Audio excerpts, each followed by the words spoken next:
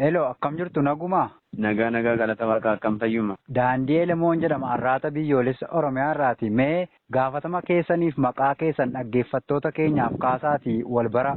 Ayyee galatoomi. An Jaalsabaa'if Galgoo jedhama. Hooggana waraana bilisummaa Oromoo zoonii kibba baha Oromiyaati. Ayyee Jaalsabaa'if Galgoo hooggana waraana bilisummaa Oromoo zoonii kibba baha. Mee zoonii kibba bahaa keessatti wanti deemaa jiru sochiin waraana bilisummaa Oromoo maal keessa darbee maalirra jira? Dhaggeeffattoota keenyaaf irraa nuu kaasa. Baay'ee bareeda. Haalli waraanni bilisummaa Oromoo zoonii kibba baha Oromiyaatti keessa jiru haala akkaan boonsaa fi bareedaadha. Gabaabsinee yoo ibsine haalli waraanni bilisummaa Oromoo zoonii kibba bahaa kana keessatti keessa ture haala ulfaataa fi akkaan qancaraa keessa ture. Har'a immoo sadarkaa sanarra dabree sadarkaa itti zoonii kibba bahaa bakka jedhamu bakka itti manni isaa jiru manni kenna bosona bakka bosonni jiru hunda yeroo inni itti gahee bakka sana gahee maqaan otoo hin taane dhukaaseetti agarsiisu jiru bira jira. Kaleessa ammoo waraana bilisummaa Oromoo zoonii kibba bahaa kana keessatti iddoon itti himan yoo baay'ate bakka tokko ture. Eenyuyyuu beeka namuun dhagahaa waraana bilisummaa Oromoo zoonii kibba bahaa kana keessatti naannoo Heeban bosona jedhamu tokkotu jira. Bosona naannoo Heebanti kana irratti himamaa ture waraanni kuni. Bakka kanatti ammoo haalli silaa bahee tarkaanfii fudhachuu akkasumas ammoo inni uummata isaa barsiisulleen baay'ee banaaf hin turre haala walxaxaa keessa ture. Haalli walxaxaan inni keessa ture sana ammoo harda cabee haala sana cufa irra tarkaanfatee haala sana cufa irra aanee Heeban irraa yoo xiqqaate bakka bosonni kutaa kibba baha Oromiyaa hunda keessa jiru keessatti humna isaa jabeeffatee yeroo inni dhukaasee itti sagalee isaa dhageessisu jiruu fi akka ammoo kibba bahaa keessatti waraanni bilisummaa Oromoo gadi dhaabbatee jabaatee agarsiisu jiru keessa jira gabaabina yoo walii ibsine. Ayyee mee waan milkoomina argame gama tarkaanfiitii fi akkasumas gama hawaasa dammaqsuun siyaasa barsiisanii qabsoo kana cina hiriirsisuu keessatti wanti argamee jira jettan wanti ifu yoo jiraate nuu kaasa. Waraanni bilisummaa Oromoo zoonii kibba bahaa keessa jiru uummata isaa of cina hiriirsuu keessatti qoodni isaa olaanaa jechuudha. Qooda olaanaa taphatee jira. Qooda olaanaa injifannoo boonsaa galmeessee jira jechuudha. Uummanni kun kaleessa yoo xiqqaate waraana kana godinaalee biraa keessatti fageenyatti kuunno jedhee himaa ture jechuudha. Har'a ammoo waraanni kuunno jennee himaa turre sun kunooti jedhee yeroo wal dammassee inni itti kutaalee kana keessatti bakkoota amma sitti himu lafoota bosonni jiran kana akka jechaa jiru kanatti akka inni jabaatee gadi bahee loluu godhe uummata kana biratti ammoo jabina inni siyaasa bilchina inni qabuu fi akkaataa inni itti dhiheenna uummata isaa itti dhihaatu qabannaa inni uummata itti qabateetu sadarkaa sana biraan gahe. Waraanni kun akka mootummaan gabroomsaan hattuun kun itti himutti yookaan ammoo akka inni itti barsiisutti waraana farra uummata kanaa waraana uummata kana saamu uummata kana ajjeesu uummata kanaaf wabii otoo hin taane diina uummata kanaan akkasitti gaafa uummata hubachiisan gaafa ammoo waraanni kun gadi bahee dhokata keessaa bahee kun fira kun diina otoo hin jedhin barsiisu maalummaa isaa itti himu dansaa inni qabu irraa nyaatee hamaa inni qabullee irraa nyaatee diqqaa fi guddaa inni kenneef irraa fuudhee galateeffatee gaafa inni akkasitti itti mul'atee itti maalummaa waraana kana agarsiisu uummanni kenna faana hiriire jechuudha waraana kana. Faana hiriire wanna qabuun jabeesse akaayii qabuuf cum'ee fi jechuudha. Shilingii qabu sabbata irraa hiikee kennee fi hidhachiisee jechuudha waraana kana. Uummanni kuni haalli dammaqiinsa isaa yeroo muraasa keessatti yoo xiqqaate waggaa tokko asitti baatii 8 kan caalle keessatti jijjiiramni uummanni kun bira gahe jijjiiramni kun maalummaa waraana bilisummaa Oromoo hubachuu inni argisiise guddaadha jechuudha. Kanaaf haalli injifannoo argamee yoo gama ummataatiin laalle kaleessa ummata irraa fagaannee ummata sodaannee dhossaadhaan dubbisaa turre sana itti gadi baanee itti mul'achuun dansaa inni qabu irraa nyaachuun irraa dhuguun sun injifannoo arganne jechuudha. Injifannoo akkamii maalummaa waraana kanaa itti garsiifne jechuudha. Waraanni bilisummaa Oromoo hobii isaa ta'uun argee jechuudha. Waraanni bilisummaa Oromoo gaarii inni kennuuf jaalatee hamaa inni kennuuf kajibbu akka hin taane itti garsiifne jechuudha. Gartee kanaaf kun injifannoo waraanni kun uummata isaatiif gadi bahee itti mul'achuutti argamsiise keessaa gama ummataatiin kana jechuudha. Gama diina lolee injifachuu sooshaal miidiyaa kana guutuurra deemuu jira jechuudha. Waan kijibaa an amma qindeessee itti haasa'u isin hubachiisu yookaan isinitti osoo hin taane waan sooshaal miidiyaa kana irra jiru waan baatii 8 as gamanatti ta'e yookaan ammoo 2021 baatii ji'a 10ffaa irraa haga adda 2022 kana keessatti wanni ta'e sooshaal miidiyaa kanarra jira jechuudha. Kana jedhee lakkaa'uun yookaan itti namatti himee nama hubachiisuun waan yeroo narraa fixuu miti. Injifannoon inni galmeesse gurguddaa ture jechuudha waraanni kun. Kaleessa yoo heeban keessatti maa turan adda ajjeen lolee diina ajjeesuuf jira jechuudha. Arda Baalee daangaa irratti lolee diina ajjeesuuf jira. Agaabaa irratti lola gurguddaa deemsisaa ture. Dodola irra lola gurguddaa deemsisaa ture. Aanola irra loluu jira jechuudha waraanni kun. Zuwaayii dugdaa irratti lolee diina booji'ee argisiisaa ture dhiheenna. Guyyaa akkasii gaafa akkanaa jechuun hin barbaachisu jechuudha. Warra waan ammoo akkas jechuun nan barbaachisneeftu jira. Fuuldura irra dubbachuu danda'a jechuudha. Argitee? Kanaaf injifannoo waraanni kun galmeesse fuula miidiyaa irra deemu jira. Fuula miidiyaa guutuu irra jira. Lolee booji'u jira. Sadarkaa itti kaabineen aanaa irraa gara godinaatti baqattee sodaattee taa'u jirtu bira jira waraanni kun cimee har'a jabaate. Gama injifannootiin lolee diina injifachuutiin tokko lama jennee guyyaa loloonni injifannoon galmaa'ee isinii lakkaa'uuf yookaan isin hubachiisuuf fuula miidiyaa irra wanni jiru sun waan waraanni kun galmeesse injifannoo inni irra jiru wanna qabatamaati jechuudha. Bifa kanaan yoo isinii ibse gaarii jedhama.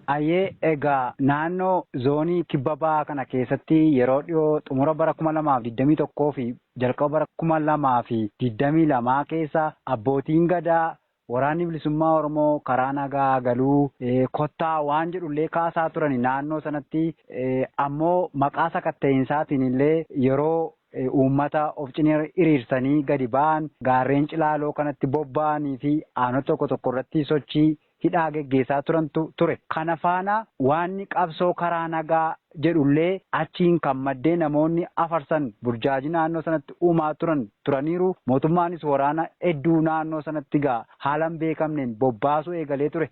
Kana walitti cuunfamee haalli kun maal fakkaataa dhiibbaan keessaaf alaa isinitti dhufaa turee fi akkamittiin akka irraa aantan dhaggeeffattoota keenyaaf kaasaa. Baay'ee gaarii. Gama karaa abbootii gadaatiin dhuma 2021 irraa jalqaba 2022tiin deemaa ture sirriidha turee jira.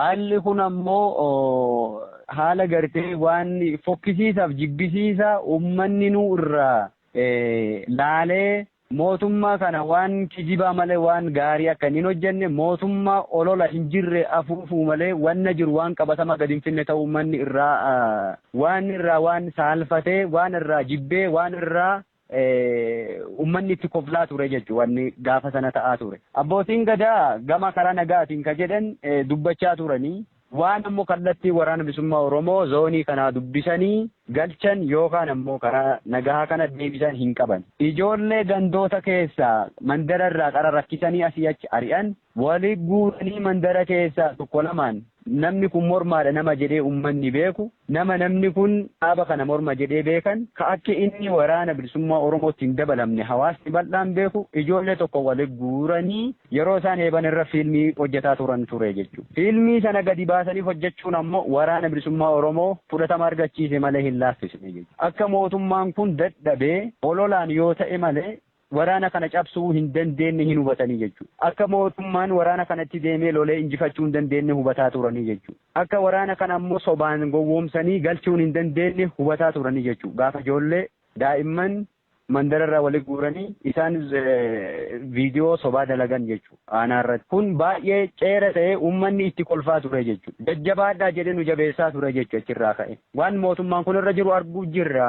Isin jabaadhaa nuun jechaa ture jechuudha uummanni kun. Karaa abbootii gadaatiin wanni isaan milkaan hin jiru waan isaan dalagaa turan fiilmii sobaa, fiilmii hin fakkaanne, fiilmii uummanni kufaatii isaanii irratti hubatutu dalagamaa ture. Kan achiin bira dabarraa jechuudha. Waan fiilmii abbootiin gadaa waraana kana galchuuf irratti hojjechaa turan jedhamu. Garuu shirree achirratti xaxamaa ture. Waraanni kun yoo bifa kanaan hin galle. Kun amma waraana galee waraana karaa nagaatti amananii galanii warri hin galle diinaa. Isaan kana diinomsa wanni jedhamu tokko ture jechuudha. Haga guyyaa har'aattuu inaasaama wanni kun. Diinomsu jechi jedhu kun inaasaama. Har'a kibba bahaa keessatti haaraa ta'uu danda'a. Aanaa fi gandoota keessatti haasamaa jiru kana keessatti haaraa ta'uu danda'a. Nutti ammoo haaraa miti jechuudha. Mana gubuun irra amma hawaasa kana kibba bahaa keessa gubuu jiran har'a haaraa itti fakkaachuu danda'a uummata keenyatti. Nutti ammoo haaraa miti qabsaati. kaleessa yoo xiqqaate 2019 irraa 2020 guutuu 21 guutuu manni uummataa gubataa ture. Abbootiin gadaa bifuma kanaan waraana kana diinoomsuu ka jedhu irratti iyyaa turte jechuudha. Diinoomsuu jechi jedhu kun waan har'a bahee miti, haara haallee miti jechuudha. Bifa kanaan uummata kana kibba bahaatti nu duulchisuuf yaaliin godhame guddaadha. Hin milkoofne ammoo diina warri gajaafe lolamuu qaban ka jedhuun nama gajaraaf eboo ulee harka kaanii bosona bobba'aa ture. Bosona bobba'ee bakka nuti jirru iddoo waraanni kun jiru gahuu otoo hin taane uummanni kun didee bahee daangaa bosonaatti marsanii yeroo irra dhaabbatan kanaan dura maxxansaa ture mataan kiyya jechuudha. Waan mootummaan uummata kana godhu jiru uummanni kun fedhii malee akka deemee daangaa bosonaa taa'aa oolee hojii isaa irraa hiikanii rakkisu jiran ifa godhaa ture jechuudha. Kun ammoo shira kallattii abbootii gadaatiin dalagamee eega abbaa gadaatti amananii hin galle isaan kun diina jecha jedhuun uummata kana qindeessanii nu lolchiisuu yaalii kana ture hin fashalaahe jechuun illee hiikan arganne kufee hafe. Kana bira darbee yeroo itti waraanni bilisummaa Oromoo lolee diina ajjeesu ilma maqaa beekan gumaa abbaa sanaan fixadhu jedhanii yeroo dirqisiisan ture jechuudha. Abbootiin gadaa warri mootummaan kun daabboo cabsee fi ergatu, warri mootummaan kun haraqee bitee fi ergatu, abbaa gadaa sirrii otoo hin taane abbaa gadaa haraqeef daabboon bitanii ergan yeroon isaan akkasitti abbootii qabsaawotaa, maatii qabsaawotaa yoo namni tokko irraa mootummaa irraa du'e gumaan kun ilma ebaluu beenna waan ta'eef ilma ebaluu abbaan sun gumaa sana fixachuu qaba jedhanii yeroo shirri bifa kanaa deemellee jira jechuudha. Haga hardhaattis deemuu jira jechuudha. Inni kun ka milkaa'u ka galma gahuu miti jechuudha. Nuti ka baaneef abbaa faadha keennaaf otoo hin taane sabaaf baanee saba bal'aaf loluu jirra. Abbaa faadha keenna kaleessa irraa dhalanne malee abbaa faati keenna uummata Oromoo bal'a, uummata Oromoo guutu. Dachii Oromiyaa guututu dachii teenna abbaa Oromoo faadha Oromoo guututu haadhaaf abbaa keenna jechuudha.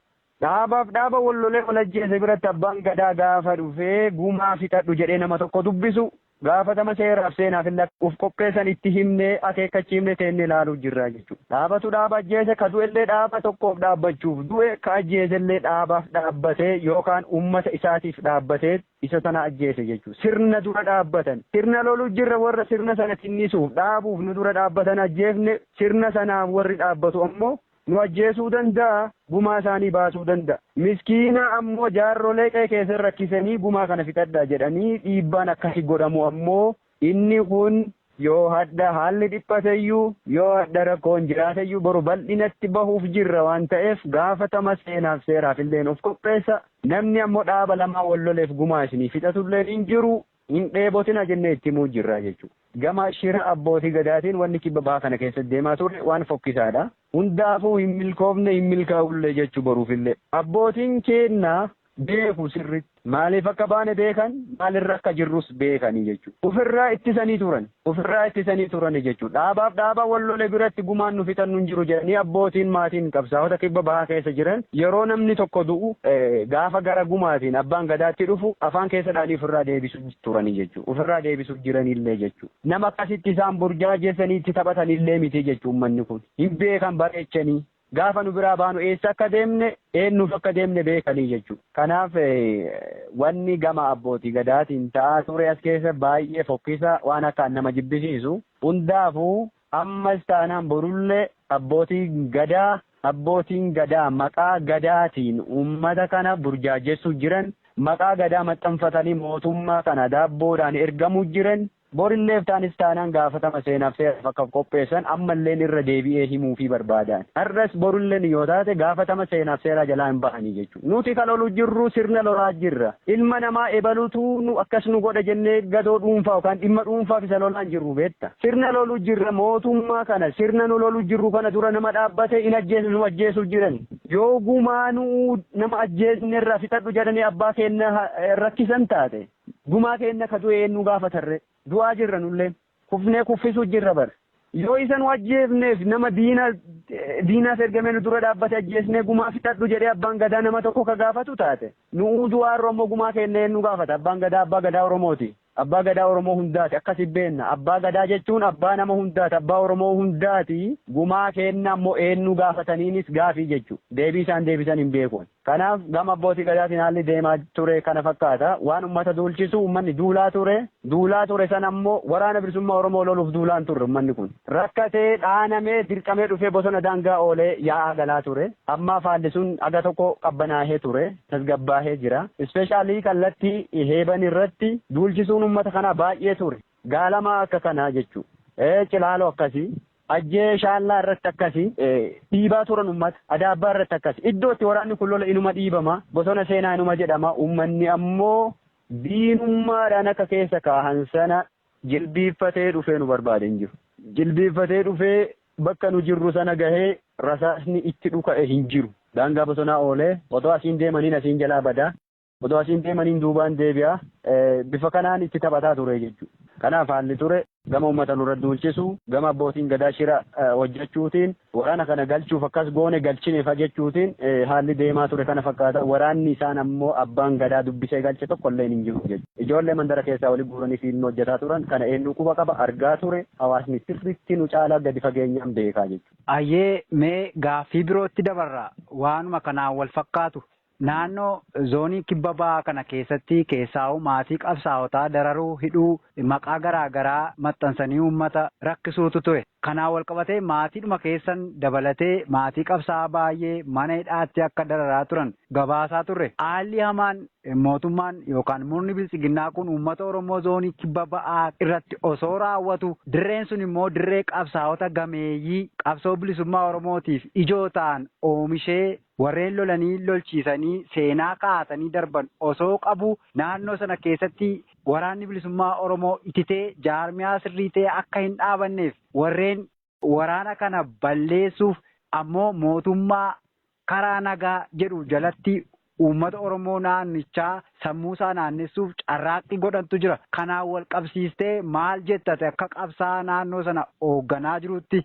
Kun maal si fakkaate uummanni naannoo kibba bahaa zoonii kibba bahaa kana keessa jiran ispeeshaalii lafoota waraanni bilisummaa Oromoo keessa socho'an keessatti hagaardhaalleen dararraa keessuma jiru jechuudha. Hidhamuu keessuma jiranii jechuudha. Hidhaatuma jiru ammayyuu. Hidhamaa jiranii, ajjeefamaa jiranii, baqataa jiranii jechuudha. Kun waan haaraa otoo hin taane ardhaa sitti haaraa haa ta'u malee iddoo biraatti kaleessa turee jira. Kaleessa iddoo biraatti ta'aa ture. Waan haaraatu ta'aa jira jechuu miti as keessatti ammoo. Kun haaluma kaleessa ta'amaa turetu ardha ammoo bifa haaraan asirratti ta'uutti jira.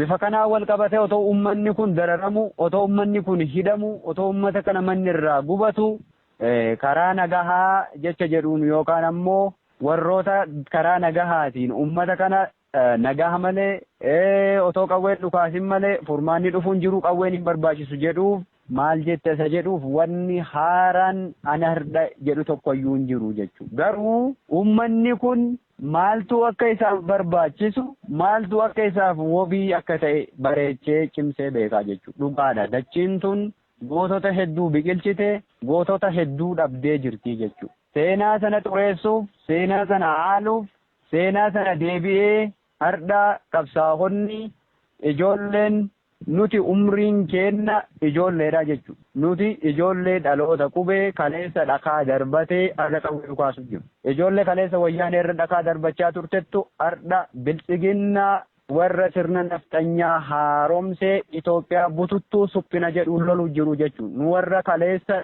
dhakaa darbaa ture hardha qawwee dhukaasu jira. Warri ammoo hardha karaa nagahaa jedhan kun maal akka isaan ta'an sammuun isaa akkamii isaanii akkamitti akka yaaduu fi nama akkamitti akka isaan haasanan hin beeku. Wanni anammoo akka addaatti har'a nama kanaaf uummata kanaaf dhaamulleen hin jiru jechuudha. Warra karaa nagahaa jedhanii akka fakkeenyaatti Baqqalaa Garbaaf Jawaar naanna'uu jiru jechuudha biyyoota addunyaa kanarra deemu jiranii. Bakka deemu jiran kanatti ammoo gaafii akkamitti isaan irra ka'uu jira. Gaafii akkamii uummanni irra kaasaa jira. Ummata gaafataa dhufu ammoo deebii akkamii kennuu jiran. Uummanni kenna ammoo bakka kam jira isaan eessa jiran ka jedhu namuufuu ifaa jechuudha. Wanni dhaamuuf yoo jiraate uummata kanaaf wanni dhaamuuf yoo jiraate waraana bilisummaa Oromoo cina dhaabbachuu waraana bilisummaa Oromoo jabeeffatanii mirga hiree murteeffannaa sana argachuu.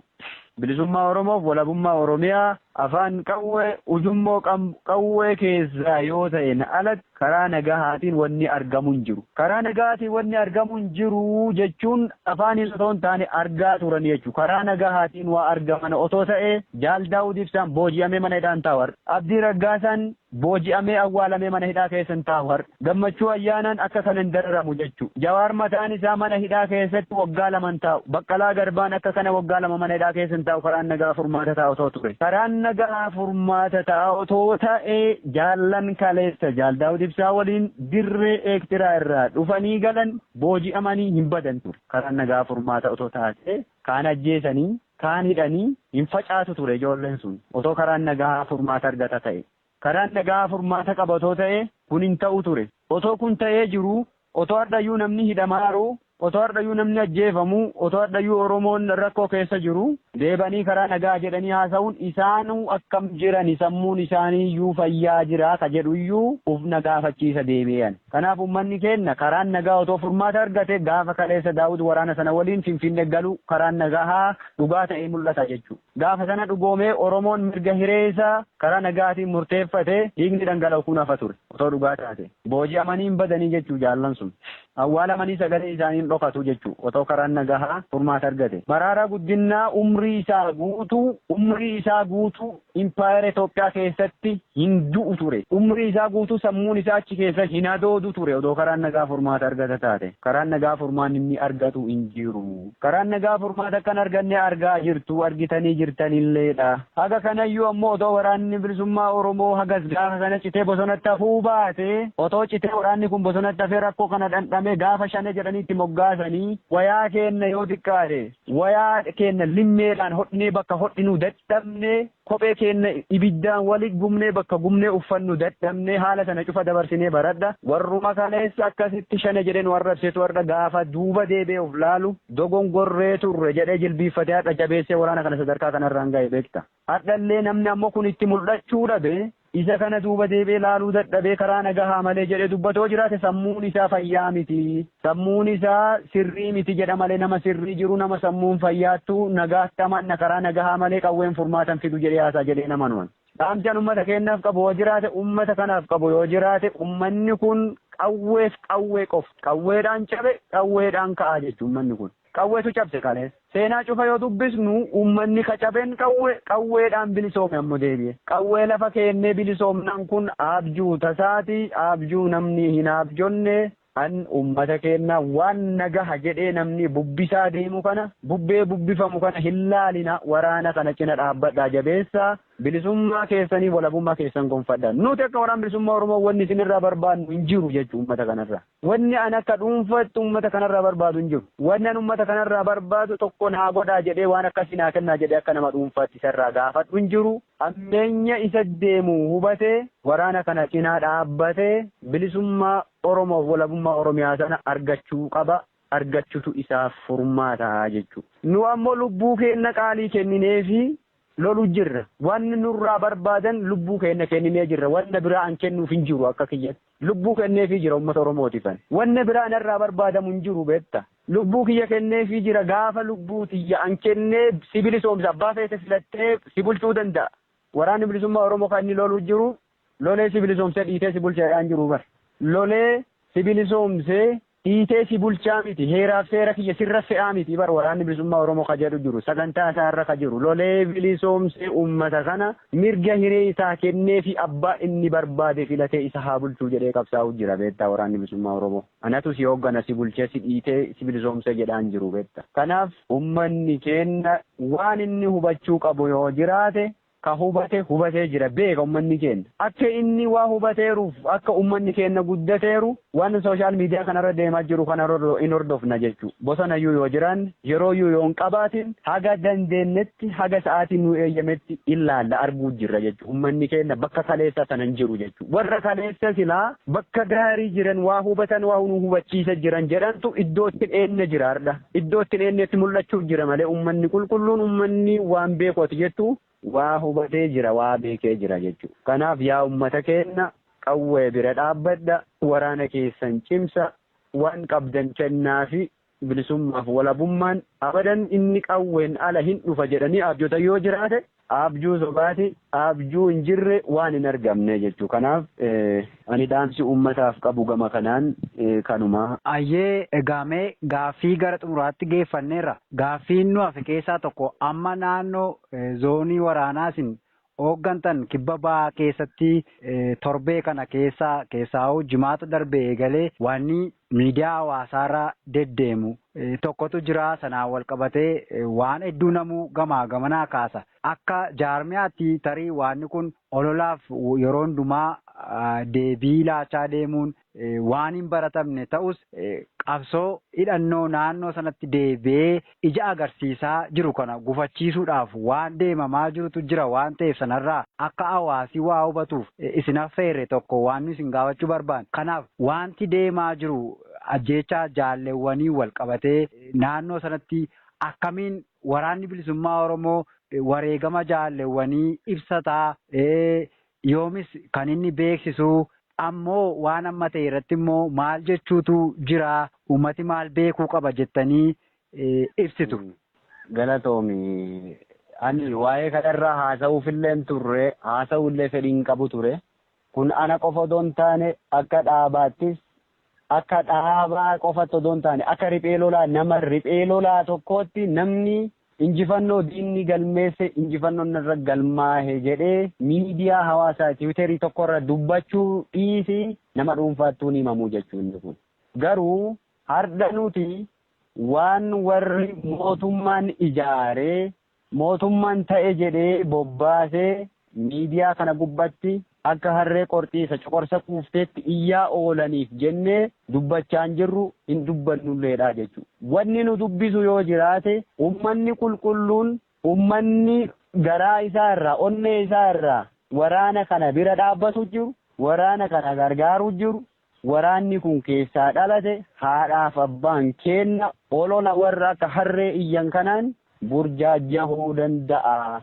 Haala biraa keessa seenuu danda'atu har'a wareegama jaallanii baanee akka dubbannu nu godhu. Wareegama jaallanii afaan kennaan baanee miidiyaa irratti haasa'uun ammoo wareegama lammaffaadha beekta. Wareegama lammaffaadha. Wareegama kenna diinaaf himuun sooshaal miidiyaa irra baanee dubbachuun wareegama lammaffaadha jechuudha. An gaafa ati amma dubbattu kana irraa warri karaa keessaatiin na gaafachaa turan jira.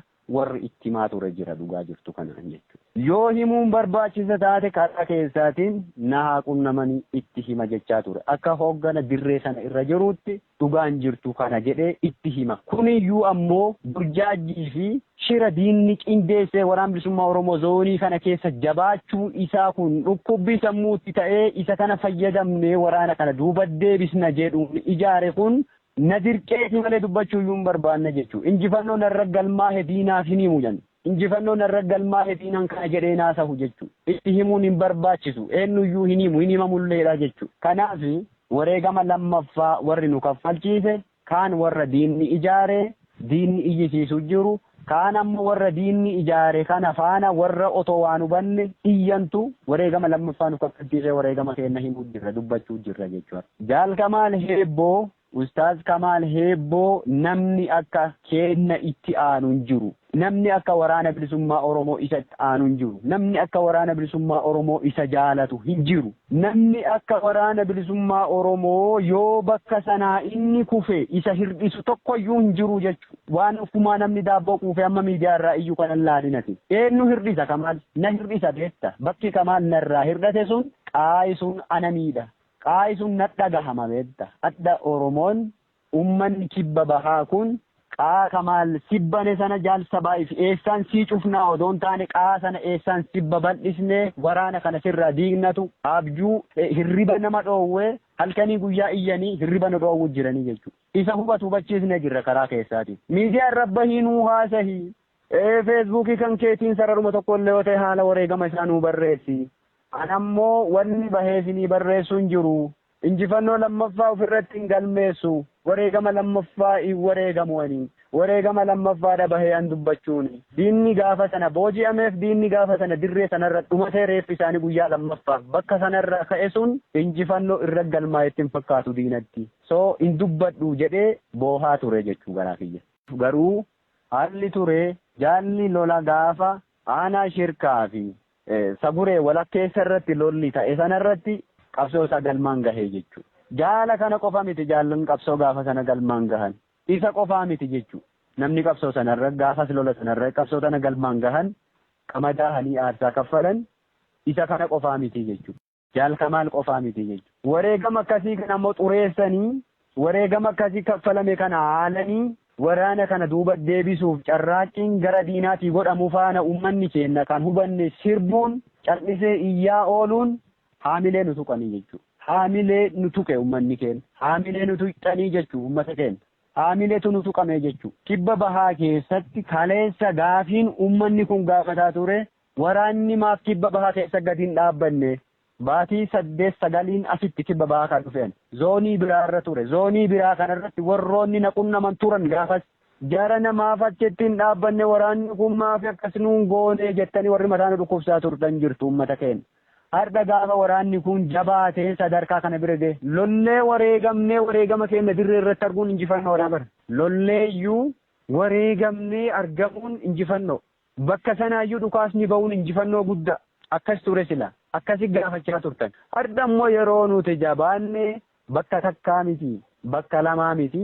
Iddoo itti bosonni kibba baha Oromiyaa keessa jiru keessa baatii xiqqatti waraanni kun haga sana guddatee diina taa'ee dhaabbii dhoggee jiru keessatti ammoo waraana kan akkamiin cabsina jedhamee ajandaa bocame fana yeroo isin sirbitan haamilee nu tuqxanii jechuudha.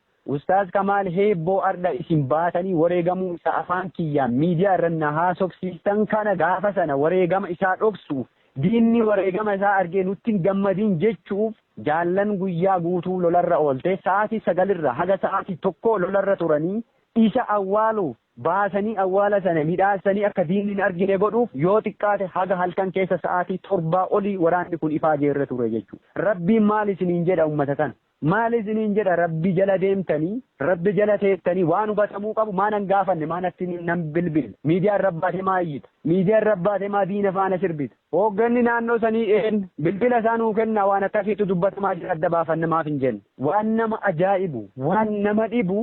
Har'a yoo viidiyoo suuraa poolisoota gaafa sana boojinee maxxansine bifa fuula isaanii kalarii jijjiirtanii inni isa kana jettanii dubbattan ceerri haga kana caaleen jiru jechuudha. Nu ceersitanii jechuudha. Dhugaa isinitti himaan. Ceera guddaadha jechuudha. Mataa gadi nu qabdan hamilee nu cabsitanii jechuudha. Gaafa suurri viidiyoo diinaa dhufee kalariin jijjiirame inni kana jedhamu akka ajandaa diinni bocee maa nu banne. Haga ammaa sa'aatii kanaatti namni nu banne jira. Namni mee addanuu haa baasuu isa nuu dubbisaa jedhu jira jechuudha. Maal waan ta'u jirurraa addan baafattu ati ilaalte mul'ataa jira bar. Viidiyoo diinaa barbaasanii isa jechuun jiranii bar. Jaala wareegama isaa baasnee awwaallee bakka itti goonee biraa deemnee reeffi isaa galee dalloo maalii jira jechuu jiranii bar. Galee maatii isaa bira jira jechuu jiranii bar. Wareegamni isaa achi galeera jedhamu jira bar. Viidiyoo yeroo harka isaa duubatti hidhanii rasaasaan nama jahatu rasaasaan rashane jedhamu faatu dubbatamaa ture bar. Maan baasne ree viidiyoo sana warri sun? Maaf hin baasne viidiyoo sana? Kijiba haga kanaattu deemu jira bar. Kijiba haga kanaa jiru eenyutu nu gaafate? Eenyutu bilbilee nu gaafate? Aishaa Goobanaa kaleessa boo'aa turte. Jeneraal Aishaan. Boohaa turte jechuudha jaalli sun. Imimmaan isiin boohaa turte sun namatti hin dhagahamne jechuudha. Namni hin beekne jechuudha. Jaalli sun karaa keessaatiin nama nu gaafate irra nurraa hubate keessaa nama tokko. Namoonni gameeyyiin jajjaboon akka isii jira jechuudha. Warri karaa keessaatiin nurraa hubatee gaafas nu gadda akkanaattu nu jira jennee hubachiifanne jira. Uummanni kun uummata keenya otoo wanna qabatamaa hagasii argitu otoo haala akkasitti diinni deemaa jiruun akka ajandaa diinni bocee otoo argitu wanni isin taatan mataanuu cabse rabbii jala deemtanii wareegama jaal Kamaal heebboo xureessitan. Lammaffaa Kamaal heebboo waan amantaa musliima ta'eef ajjeesanii jettan waan arsii ta'eef du'ee jettan Ana amantaa kiyyan beeka eenyuyyuu. Fakkeessaa fi miti bar waggaa waggatti gaafa iida kabajinu suurri kiyya akka sooshaal miidiyaa irra hin jirre hin jiru. Fakkeessaaf maxxansaan turre bar gaafasiyyuu akka diinni uummata kana karaa amantaatiin dhaaba kana jibbisiisuuf yaalii cimaa inni godhaa ture beenna beektanuuti. Addi bilisummaa Oromoo amantaa kamuu maxxanfatu kamiyyuu ammoo hin jibbu kabajaan amantaa kamiifuu godhama dhaaba keessatti. Namni kamuu amantaa isa kaleessa mana isaatti qabu as keessatti hin qaba hin geggeeffata namni isa dhoowwu hin jiru. Fakkeessiif nu argaa fi miti ka maxxansaa turre suura sana beekta argaa turtan ture suurri miidiyaa kana guutuurra jira suura miidiyaa irra jiru kiyya otoo hin taane waraanni bilisummaa Oromoo yeroo hunda yoo inni hiriiree saffaa guutee salaatu argaa turtan jedhan maaliif kun ajandaa diinni boceen sirbuun ajandaa diinni boce faana deemuun kun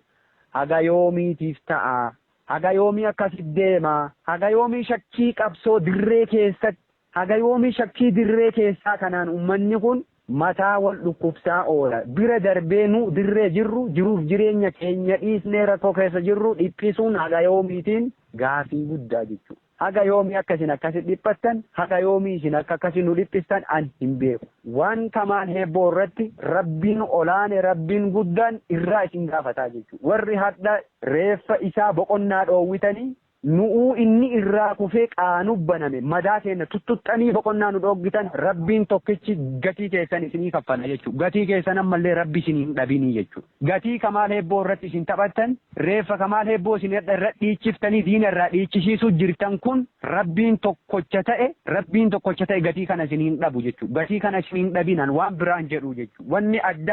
Wanni an isinii dhiheessee isin itti amantan hin jiraatin yoo barbaade Kamaal Heebboo lolarra lolee wareegame na biraan wareegame hoggana isaatan dirree sanaan jiraachuu miti otoo dirree biraa jiraadhe otoo bakka biraa battala biraa jiraadhe otoo godina biraa keessa jiraadhe godina lolli sun itti ta'eyyuu jiraachuu baadhe wanna Kamaal keessa jiru guyyaaf daqiiqaan quba qaba jechuudha. Warri adda miidiyaa kanarra bahee iyyaa jiru akka wadala harree barootu jiru kun warra Kamaal eessa akka jiru waraanni bilisummaa Oromoo eessa akka jiruu fi maalirra akka inni jiru maal keessa akka inni oolu hin beeknetu iyyaa jira jechuudha. Warra eessa jirraa keenya quba hin qabnetu iyyaa jira jechuudha. Warri eessa akka jirru quba qabu akkasi boo'u jira miidiyaa gubbabba'ee.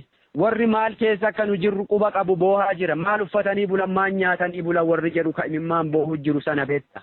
Inni hadda achirraa barootu jiru kun ayyaallaallattu warra karaa sirbi oo'e sirbantu akkasitti iyyuu jira ammallee. Boohaa jiran warri waan nu keessa jirru quba qaban. Akkam goonee isin amansiifnam. Wareegama Kamaalii dhaqee baasaa ree isinii boolla. Isa baasee isinii fida. Ummata kana abbaa faadha isaanii rakkisuu fi mireedha. Rakkisaa ka argattan amma sirbaa diina waliin. Wan biraan jiru diina gammachiistanii diinni nurra gammade wanni fidu ammoo hin jiru diinni. Wanni nurra argatu tokkollee hin jiru. Wanni nu laafsisullee hin jiru. Wanni nu badhu deebisullee hin jiru. Olola yoo taate ololaaf bakka hin qabnu. Ololli kaleessas ture hardhas hin jira. Olola bakka nama kennu miti. Ololli warra duuba deebisuu miti waraana bilisummaa Oromoo ammoo. Kanaaf warri ta'e jettanii itti yaaddanii sirbaa turtan gatii keessan rabbi isin hin dhabin akka jalqaba jedhe sana jechuudha. Warri ta'e jettanii reeffa isaa gumaa isaa gar balleessuuf wareegama jaalaa ajjeefame jedhaa sirbaa turtan sun gatii keessan rabbi biraan dhabina. Warri ammoo otoon hubanne otoon beekin warruma mootummaan ergee sirbu faana sirbaa turtan jarana rabbi sodaadha. Rabbii isin uume rabbii tokkocha salaattaniif sana sodaadha. Jaalli shaahideedha kukuffisee kufe guyyaa sana. Baasnee harka kennaan bakka sunii awwaalanne. Iddoo keenne sana itti quufuu dadhabnee eega achii deemne lammaffaayyuu achi deebinee baafannee awwaalanne. Adda abbaa faati kenna firoottan kenna deeggartoonni kenna onneen gubatu bor awwaala isaanii arguu danda'a yoo nu duuneyyuu. Dhalootaaf himnee dabarra. Dhaloota qabsiifnee mallattootti goonee bira darbinee jirra. Godaannisa uummanni keenya qabaaf akkas godhuu jira. Kadirree irratti waraabessi nyaate meeqatu jira jaallan keenya kabaafannee awwaalanne dhiisi. Wareegamne hin jennu barnuti gaafa diinni wareegama keenya alarratti hin argin. Wareegama lammaffaa nu kaffalchiisan jalqabaan jedhu wareegama akkasitti nu dhoffannee akka nun argineef awwaalanne ifan nu dubbistanii jechuudha. Kanaaf gama Ustaaz Kamaal Heebboo jaal Kamaaliitiin rabbi jennatul firdoos isaaf haa hiruu waan jedhu waan biraa hin qabu. Kamaal dirree kanarraa waa hirbise dirree kana qaaha itti bane jaallan tana cufa irraa gaaddisatu irraa ka'e jechuudha. Gaaddisatu irraa mulqame. Kamaal jechuun gaaddisa waraana kanaati. Gorsaa waraana kanaati. Abbaa naamusa waraana kanaati namni kun. Naamusa isaa irraa waa hedduu barata waraanni kun. Jaallan bar waraana wareegameef hin boohani. Himimmaan boohaa fi turree bar. Kaaddaati xurumbaa afuuftuu miti qilleensa kanarra baate bakka jirru iyyuu kan beenu. Kanaafi warri irra deebi'ee ammallee warri shiira kan kalaqxanii ta'ema jettanii waraana kana diiguuf yaalii akkasii gootan gatii keessa rabbisinii haa kaffalu. Warri ammoo tolaan burjaajaa turtan haalli jiru. Kana fakkaata gama biraatiin waraana bilisummaa Oromoo bifa kanaan cabsina jedhee warri sirbaa jirtaniif sirbuuf asii achillee jirtan wallaahi wabillaahi rabbitti isinii kakadhe waraana kana daqiiqaaf sekendiif duuba deebisu sadarkaa inni irra jirurra duuba deebisuu miti maayikiroo sekendiif sochoosuun akka hin danda'amne cimsitanii beekuuf hubachuu qabduu isiniin jedha. Waraanni kun xiiqeffatee jabaatee bakka inni itti wareegame maaliif akka inni wareegame yoo xiqqaate bar ergasii lola lama jajjabaa lole achirra waraanni kun lola ciccimaa lama lole lola guyyaa 12 fi lola guyyaa 18 lola ciccimaa lola jajjaba wareegama nama kaffalchiisuu lole dachaan baasaa ture gumaasa dachaan baasuu jira hardhalle dachaan baasuu jira jechuudha. Ammas borulle yoo ta'e bakka inni itti wareegame isa qofa miti jaallan nurraa kufan imaanaa isaan nurra gatanii deeman. Ba'aa isaan nurra dhiisanii deemaniif ololli nun laaffisu. An akka jaalsa baay'ifit kibba bahaa dhaladhee kibbuma bahaatti ammoo wareegama qulqulluu ittiin shakkanii sabaayif qorachuun na haa laaffisu haamilee na haa tuqu malee imaanaan jaallan narra dhiisan akka haamilee hin cabne na godha jechuudha. Na jabeessaa jechuudha. Deebi'ee uf komadhaan iyyuu gaafa aaree uummata kanaaf maaf qabsaahan jedhu iyyuu imaanaa jaallan narra dhiisan sun akkam jedhee uf ilaala jechuudha. Bocni bocame kun ka uummata qulqulluu irraa maddee osoo hin taane ka warra mootummaan daabboo kennee fi erguu jiru ta'uu ufitti himaa jechuu deebi'ee. Aaree ka'ee wanna ta'e kana deebi'ee ufitti himee uf jabeessa. Ammas hin jajjabaanna kanarra cimnee argamna gumaa jaallan kennaa dachaan baafna kibba baha Oromiyaa maqaa kaleessaa sana itti goona maqaa kaleessa sana itti deebisna jechuudha. Akka kaleessa sanatti dhaabbatee jabaatee waraanni kun lolee argita. Yoo xiqqaate bar baatii 8-9 asii cibraa 3 horate waraanni kun. Waan tadha dibbeedhaan tuuddi wanni qilleensa irra baatee kijibdu kanaa miti beekta. Dheebotanii beelahanii daa'ima isaa afaan qabanii daa'imman isaa afaan qabanii warri adda miidiyaa kanarra gangalatanii boohu jiran akkasii nu cabsuuf yaaluu jirtan kana hubatanii boohaa jiran kun beelahanii dheebotanii waraana kana hidhachiisanii jabeessanii bar sadarkaa kana biraan gahanii sadarkaa kana caala ammoo jabeessuuf xiiqeffatanii hojjetaa jiran biyya keessaa falaan irratti hojjechuu jiranii jechuudha. Jabeessaa jiran jabaataa jira waraanni. Ayyee gaaffii keenya gara goolabaatti geessineerra mee gama tokkummaa uummata Oromoo akkasumas tokkummaa qabsoo Oromootiin wal qabsiistanii uummanni Oromoo haala hundumaa diddaa qabsoo keessatti geggeessaa jiru hidhannoo tumsuun wal qabatee haalota tokko irratti waan gabaabaa nuu jedhaati. Gaaffii keenya goolamnayye. Gama tokkummaa uummata Oromootiin inuyyuu yoo duubanna deebisuu baate dhimma wareegama Ustaaz Kamaal Hebboo biratti waan tokkummaa uummata Oromoo sharafu hedduutu ka'aa ture jechuudha. Wallaggatti ajjeese, Ebalutu ajjeese, Harargeetti achi keessa du'e, Arsiitu maanii ta'e, Jinnitu akkana ta'e, Rabbi sodaadhaa dhiiroo. Nuti kabaaneef uummata Oromootiif Oromiyaaf qabsaa'u jirra. Biyya walaba taate Oromiyaa tarree addunyaa dhaabuuf qabsoo godhu jirra. Uummata Oromoo bal'aaf lolaa jirra. Oromoo keessaa dhalanne, gandaaf hin dhalanne, ollaaf hin dhalanne, ollaan beeknu, gandan beeknu, nu kabeennu Oromiyaadha. Odoo gandaaf lolla ta'e, odoo kutaaf lolla taate. Maal gooti ijoolleen Arsii iddoo biraati? Maal gooti ijoolleen Shawaa ijoolleen giddu galeessaa Arsii irra maaf loltee wareegamti? Ijoolleen Arsii maaliif Wallagga irra loltee wareegamti? Ijoolleen Harargee maaliif Boorana irra loltee wareegamti? Ijoolleen Gujii maaliif Arsii irra loltee wareegamti? Maaf wareegamu jiru?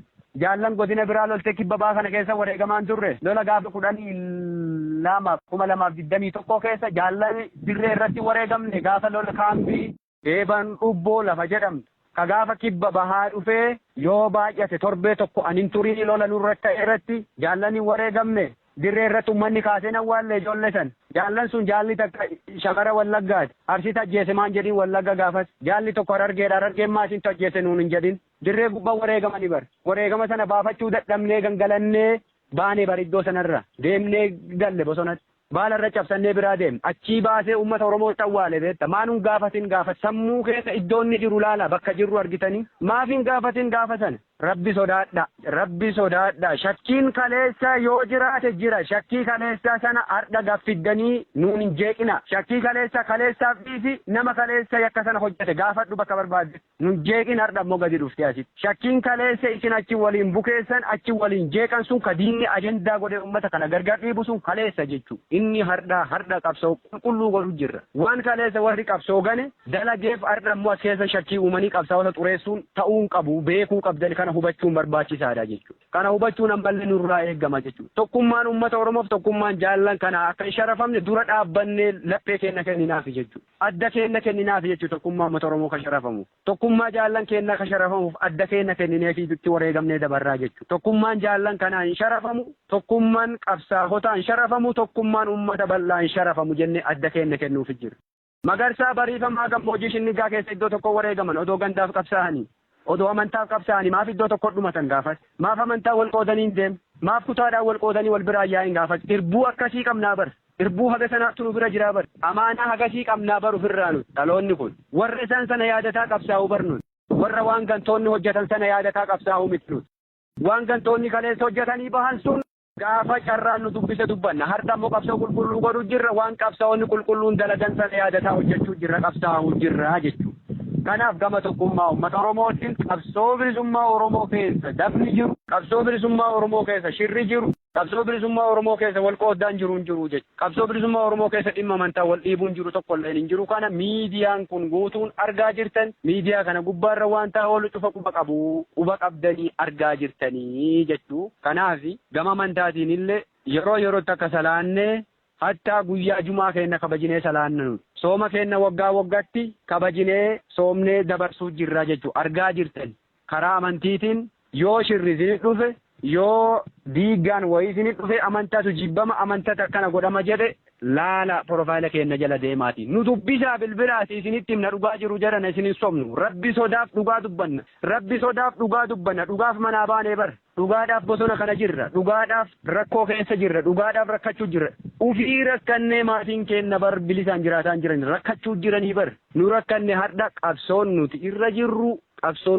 jirru addaa jechuu nuti qabsoofne maatiin keenya naafne qabsoorra jiran manatti qabsoorra jiran maatiin qabsaa'otaa qabsoo jiru qabsoo addaa godhuu jirraa bar naftanyaa waliin fiippii waliin qabsoo addaa godhuu jirra oppidoo waliin qabsoo addaati jirram kaleessa gaafa wayyaanee sana qabsaa'aa bahe qofatu dhufaasaa ture qabsaa'aa bahe qofatu rakkataa ture har'a ammoo qabsaa'aa bahee fi uummanni manatti hafellee kita qabsoo godhuu jirra qabsoo akkanaarra jirra dharri nu dubbannu hin jiru sobni nu wal haalluun irra dibaa nu dubbannuuf hin jiru maaliif rabbi sodaanna dhugaa manaa baaneef sana sodaanna sodaa namaa tokko illee hin qabnu jechuudha sodaa namaatiif akkas ta'e jedhanii wal sobanii bira darban sun hin jiru tokkummaan uummata kanaa tokkummaan jaallan tanaa jaallan irbuu shinniggaa sana yaadachuu qaba jaallanis ummanni bal'aanis jaallan gaafa san amantaaf kutaan waliin qoonu jedhanii iddoo tokko wareegaman sana yoo yaadanne gahaadha isa kana yaadachuun gahaa dhimma tokkummaa uummata Oromoo irratti kanuma Wallagga Arsii ajjeese Arsii Wallagga ajjeese Harargeen ebala akkas godhee ebala akkan ta'e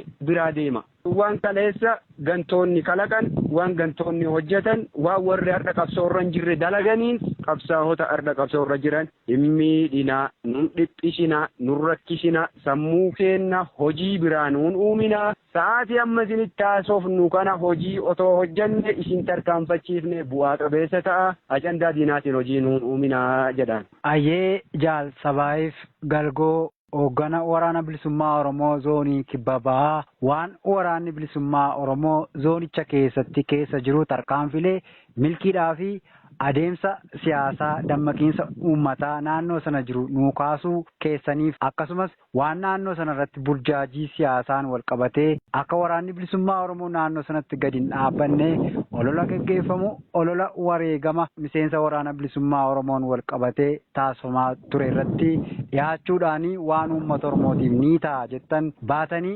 dhaggeeffattootaaf daawwattoota Oromoo bal'aan waan keessanii maqaa dhaggeeffattoota daawwattoota keenyaan irra deebi'een guddoo galatoomaa siniin jedha. Anis galatoomii horii bulii ayyaanni bilisummaa wal nu agarsiisu siin jedha maqaa qabsaa'ota zoonii kibba baha Oromiyaa jedhan hundaan galanni kan ka'e bilisummaa fi walabummaa Oromiyaa si haa ta'u jedha. Horii bulii fayyaa ta'e. Ayyee galatoomii adda argadhu.